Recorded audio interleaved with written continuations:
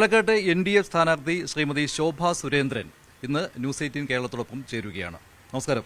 എന്തായാലും 11ാമത്തെ തെരഞ്ഞെടുപ്പാണ് ഇതല്ലേ? ഇത് 10ാമത്തെ തെരഞ്ഞെടുപ്പാണ്. ഇത്തവണ കപ്പിനും ചുണ്ടിനും ഇടയ്ക്കാണ് അല്ലേ? ഇത്തവണ വലിയ ഭൂരിപക്ഷത്തിൽ വിജയിച്ച് ഒരു പൊൻ താമരയുമായി തിരുവനന്തപുരത്തേക്ക് പോകണം. പോകുന്ന വഴിയിൽ ആലപ്പുഴയിൽ ഇറങ്ങണം.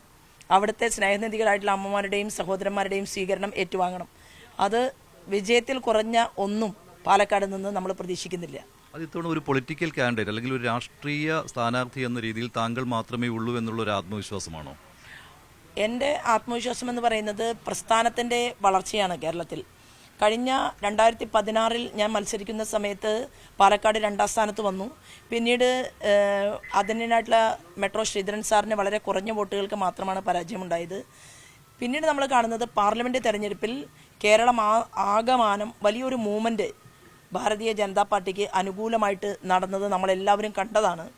അതോടൊപ്പം BJPയുടെ പ്രസ്ഥാനത്തിൻ്റെ വളർച്ച പ്ലസ് ശോഭയുടെ കുറച്ച് വോട്ടുകളും ചേരുമ്പോൾ അത് ഒരു വലിയ ഭൂരിപക്ഷത്തിൽ വിജയിക്കാനുള്ള സാഹചര്യമുള്ള ഒരു പ്രദേശമാണ് പാലക്കാട്. ഞാൻ ഇന്ന് വരെ ശോഭയുടെ പ്ലസ് വോട്ടുകൾ അതെന്താണ്? അത് എന്നെ സ്നേഹമുള്ള കോൺഗ്രസ്സുകാരും മാർക്സിസ്റ്റുകാരും അതുപോലെ തന്നെ രാഷ്ട്രീയത്തിന് അതീതമായി ശോഭ പോട്ടെ എന്ന് തീരുമാനിച്ചുകൊണ്ട് ആളുകൾ വോട്ട് ചെയ്യുന്നു. അതുകൊണ്ടാണല്ലോ 1.80 3 ലക്ഷം വോട്ട് ആലപ്പുഴയിൽ തന്നത്. അതുപോലെ തന്നെ 90,000 വോട്ടുള്ള ആറ്റിങ്ങൽ പാർലമെന്റ് മണ്ഡലത്തിൽ അത് പെട്ടിപ്പൊളിച്ചപ്പോൾ 2 ലക്ഷമായത്. അതുപോലെ ഇവിടെ തന്നെ 22,000 വോട്ട് 40,000 ജനങ്ങൾ തന്നില്ലേ? അപ്പോൾ കണക്കുകൾ സൂചിപ്പിക്കുന്നത് ഒരു സ്ത്രീ എത്രയോ വർഷം പൊതുപ്രവർത്തന രംഗത്ത് നിൽക്കുകയും പ്രവർത്തിക്കുകയും ചെയ്യുമ്പോൾ അവരെ ഹൃദയത്തിൽ വെക്കാൻ കേരളത്തിൻ്റെ പൊതുസമൂഹം തയ്യാറായിട്ടുണ്ട് എന്നതിൻ്റെ ഒരു സൂചകമായിട്ട് ഞാനതിനെ കണക്കാക്കുകയാണ്. മാത്രവുമല്ല, ഇത്തവണ വളരെ വ്യക്തമായി രാഷ്ട്രീയം ചർച്ച ചെയ്തുകൊണ്ടാണ് ഞങ്ങൾ ഈ തെരഞ്ഞെടുപ്പ് ഗോതയിൽ നിൽക്കുന്നത്.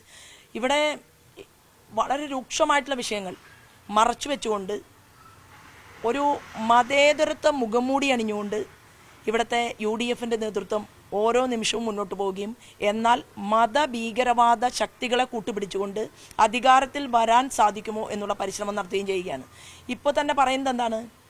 ശ്രീമാൻ KC വേണുഗോപാൽ, ശ്രീമാൻ ചെന്നിത്തല, VD സതീശൻ എല്ലാവരും ചേർന്ന് അതിരൂക്ഷമായിട്ടുള്ള തർക്കങ്ങളുണ്ടെങ്കിലും അവസാനം പറയുകയാണ് ഞങ്ങളുടെ ആര് മുഖ്യമന്ത്രിയാകണം എന്നുള്ളത് ഹൈക്കമാൻഡ് തീരുമാനിക്കും എന്ന് പറയുകയാണ്. പണ്ട് അങ്ങനെ ഒരു ഹൈക്കമാൻഡ് ഉണ്ടായിരുന്നു. പക്ഷെ ഇപ്പൊ കേരളത്തിൽ അവരുടെ ഹൈക്കമാൻഡ് എന്ന് പറയുന്നത് ജമായത്ത് ഇസ്ലാമിയാണ്.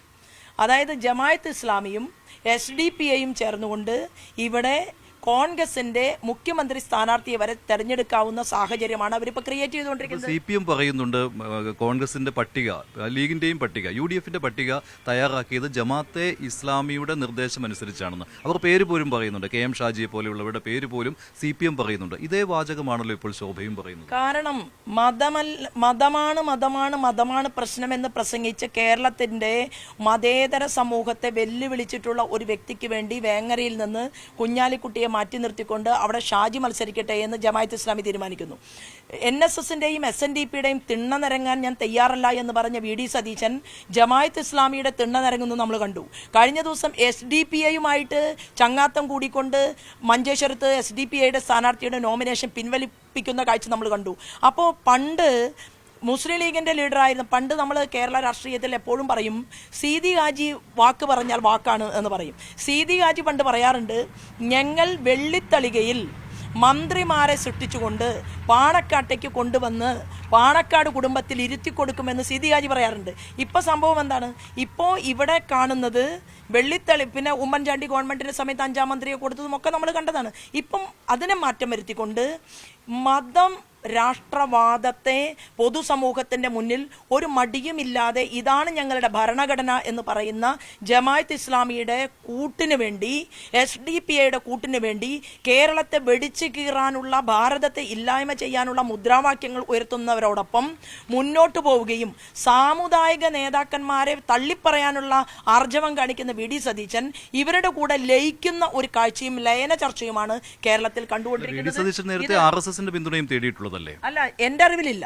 കാരണം ശ്രീമാൻ VD സതീശൻ എങ്ങനെയാണ് RSSന്റെ പിന്തുണ നേടുന്നത്?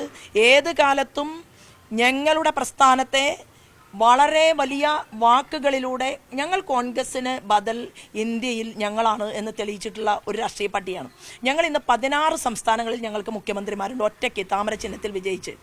അതുപോലെ തന്നെ 5ഓളം സംസ്ഥാനങ്ങളിൽ NDAയുടെ ഘടകകക്ഷികൾ മുഖ്യമന്ത്രി പദവിയിലിരിക്കുന്ന ഒരു പാർട്ടിയാണ്, വലിയൊരു പാർട്ടിയാണ് ഞങ്ങൾ. അങ്ങനെയുള്ള ഒരു പാർട്ടി കോൺഗ്രസിന് ബദൽ BJP എന്നുള്ളത് ഇന്ത്യ മഹാരാജ്യത്തെ ബഹുഭൂരിപക്ഷം വരുന്ന ജനങ്ങൾ മനസ്സിലാക്കുകയും സ്വീകരിക്കുകയും കോൺഗ്രസിന്റെ അസ്തിത്വം നഷ്ടപ്പെടുകയും ചെയ്യുന്ന ഞങ്ങളെ സംബന്ധിച്ച് ഇവിടെ ഒറ്റ പോയിന്റേ ഉള്ളൂ.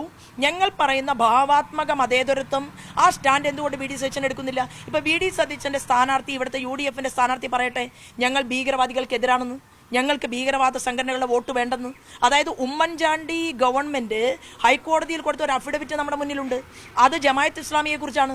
ആ ജമായത്ത് ഇസ്ലാമിയെ കുറിച്ച് ഉമ്മൻചാണ്ടി കൊടുത്ത അഫിഡവിറ്റിൽ അദ്ദേഹം പറയുന്നത് ഇങ്ങനെയാണ്: മതരാഷ്ട്രവാദത്തെ ഊന്നിപ്പറഞ്ഞുകൊണ്ട് ഇവിടുത്തെ ബഹുസ്വരത തകർക്കാൻ പരിശ്രമിക്കുകയും ഭീകരവാദത്തിന് കുടപിടിക്കുകയും ചെയ്യുന്ന ഈ ജമായത്ത് ഇസ്ലാമി നമുക്ക് അപകടകരമാണ് എന്ന് പറഞ്ഞ ഉമ്മൻചാണ്ടിയുടെ വാക്കുകളെ തള്ളിപ്പറഞ്ഞുകൊണ്ടാണ് ഈ പാലക്കാട് നിയോജക മണ്ഡലത്തിലെ UDFന്റെ സ്ഥാനാർത്ഥി ഇപ്പോൾ വോട്ട് പിടിക്കാൻ വേണ്ടി പരിശ്രമിക്കുന്നത്. അത് VD സതീശന്റെ പിന്തുണ കൊണ്ടാണ്. അപ്പൊ VD Satheesan = Jamaat Islami plus SDPI. അത് തന്നെയാണ് പാലക്കാടിലും നടക്കുന്നത്. അപ്പൊ പാലക്കാടിലെ അങ്ങനെയാണെങ്കിൽ CPM-ഉമായിട്ട് ഡീലുണ്ടോ എന്നുള്ള കാര്യത്തിനോ ഇത് മറയ്ക്കാൻ വേണ്ടി, അതായത് ഇന്ന് കേരളത്തിൽ നടപടികളിലൂടെ, അതായത് കോൺഗ്രസിന്റെ നേതൃനിരയിൽ ഇരുന്നു കൊണ്ട് VD സതീശൻ എടുത്തിട്ടുള്ള അന്യായമായ നടപടിക്രമങ്ങളും കേരളത്തിൽ 10 വർഷം ഭരണകൂടത്തെ നയിച്ചുകൊണ്ട് ദുർബലമായി കേന്ദ്രത്തിന്റെ ആവിഷ്കൃത നയങ്ങൾ അത്രയും കൊണ്ടുവരാനോ ഈ കേരളത്തിന്റെ വികസനത്തിന് നേതൃത്വം കൊടുക്കാനോ സാധിക്കാത്ത മുഖ്യമന്ത്രിയെ തള്ളിപ്പറയാൻ വേണ്ടി,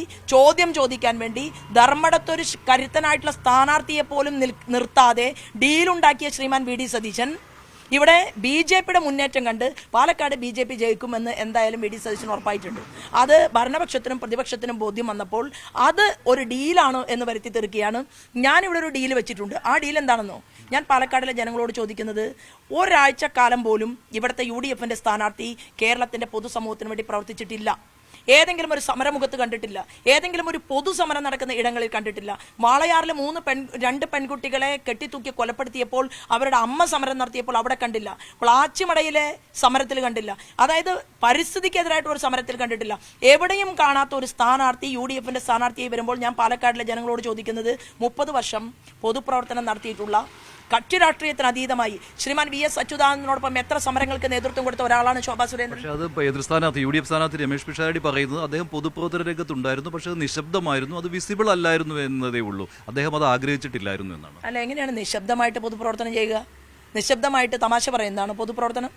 അല്ലെങ്കിൽ തമാശ പറഞ്ഞുകൊണ്ട് അത് അദ്ദേഹത്തിൻ്റെ കാര്യത്തിലേക്കൊന്നും ഞാൻ കടക്കുന്നില്ല. കാരണം അദ്ദേഹത്തിൻ്റെ ഈ വിഷയമല്ല ഞങ്ങളിവിടെ ചർച്ച ചെയ്യുന്നത്. ഞങ്ങൾ ചർച്ച ചെയ്യുന്നത് UDFൽ പരിണിതപ്രജ്ഞരായ കഴിവും പ്രാപ്തിയുമുള്ള ആളുകൾ ഇല്ലാത്തത് കൊണ്ടല്ലോ അദ്ദേഹത്തിന് ഇവിടെ സ്ഥാനാർത്ഥിത്വം കൊടുത്തത്. അതൊക്കെ അവരുടെ ആഭ്യന്തരമായിട്ടുള്ള വിഷയമാണ്. എന്നെ സംബന്ധിച്ച് അതല്ല ചർച്ച. ഞങ്ങൾ ചോദിക്കുന്നത്, ഇവിടുത്തെ UDFന്റെ സ്ഥാനാർത്ഥി പറയണം, ഞാൻ SDPI എന്ന് പറയുന്ന തീവ്രവാദ സംഘടനയ്ക്കെതിരാണ്, ഞാൻ ജമാഅത്ത് ഇസ്ലാമിക്കെതിരാണ്, ഈ 2 കൂട്ടരുടെയും വോട്ട് ഞാൻ വാങ്ങാൻ തയ്യാറല്ല എന്ന് പറയാനുള്ള ആർജവമുണ്ടോ എന്നുള്ള ചോദ്യമാണ് ഞങ്ങൾ ചോദിക്കുന്നത്. അത് ഞങ്ങൾ ജനങ്ങൾക്കിടയിലേക്ക് വെക്കുകയാണ്. ആരെങ്കിലും വോട്ട് തരാൻ തുനിഞ്ഞാൽ വേണ്ടെന്ന് ആരും പറയാറില്ലല്ലോ. പറയണമല്ലോ.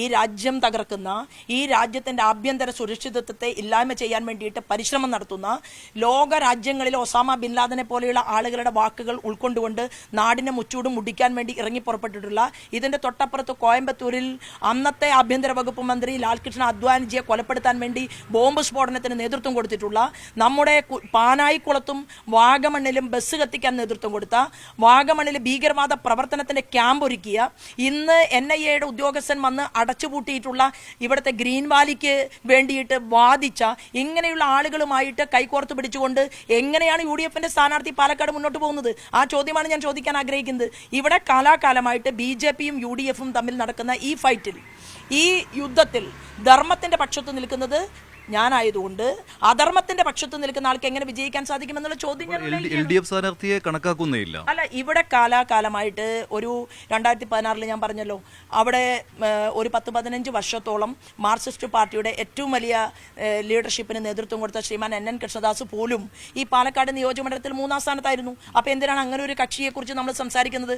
കാരണം ഇവിടുത്തെ പാലക്കാടിലെ ജനത അവർ മാറ്റുരയ്ക്കുന്നത് ഇപ്പോൾ 5 കോടി രൂപയാണല്ലോ ഒരു MLA വികസന പ്രവർത്തനം എന്ന് പറയുന്നത്. അവർ നോക്കുമ്പോൾ അവർക്ക് കാണാൻ ആഗ്രഹിക്കുന്നത് അല്ലെങ്കിൽ അവർ മനസ്സിലാക്കുന്നത് കേന്ദ്ര ഭരണകൂടത്തിന് നേതൃത്വം നൽകുന്നവരോടൊപ്പം, അതായത് ഇന്ത്യൻ പ്രൈം മിനിസ്റ്ററെയും അതുപോലെ തന്നെ ഹോം മിനിസ്റ്ററെയും ഒക്കെ കാണാൻ സാധിക്കുന്ന, ദേശീയ തലത്തിലുള്ള മീറ്റിങ്ങുകളിൽ പങ്കെടുക്കാൻ സാധിക്കുന്ന നിരവധി കേന്ദ്രമന്ത്രിമാർ. ഇപ്പോൾ ഇന്നലെ ഇവിടെ എൻ്റെ സുഹൃത്തും അതുപോലെ തന്നെ എനിക്ക് എന്താ പറയുക ഗുരുതുല്യമായിട്ടുള്ള ശോഭാ കരന്തലേജ വന്നത് ഇവിടുത്തെ കണ്ണാടിയിലെയും മാത്തൂരിലെയും പിരായിരിയിലെയും പാടശേഖര സമിതിയിലെ ആളുകളുമായിട്ട് കാര്യങ്ങൾ സംസാരിക്കാൻ വേണ്ടിയിട്ടാണ്. എന്താണ് കേന്ദ്രത്തിൻ്റെ അഗ്രികൾച്ചർ മിനിസ്റ്റർ ചെയ്യേണ്ടത് എന്നത് ചർച്ച നടത്താനും എൻ്റെ വികസന രേഖ രൂപകൽപ്പന ചെയ്യാനും വേണ്ടി എനിക്കൊരു സുഹൃത്തായിട്ടൊരു കേന്ദ്രമന്ത്രി ഉണ്ട് എന്ന് പറയുമ്പോൾ ഇവിടുത്തെ കർഷകരെ ആർക്കാണ് വോട്ട് ചെയ്യുക? തീർച്ചയായിട്ടും ശോഭ പോയാൽ മതി. കാരണം ഒരു MLA ആയിട്ട് മാത്രം ശോഭ ഒതുങ്ങിക്കൂടില്ലെന്നും ഭാരതീയ ജനതാ പാർട്ടിയുടെ സംസ്ഥാന ഘടകത്തിലെ ഒരു ജനറൽ സെക്രട്ടറി എന്നുള്ള രീതിയിൽ ഞാൻ ഇതിനെ ഉപയോഗപ്പെടുത്തിക്കൊണ്ട് പാലക്കാടിലേക്ക് വികസനം കൊണ്ടുവരും എന്നും ചിന്തയുള്ളവർ BJPയെ സ്വീകരിക്കുമെന്നുള്ളതാണ്.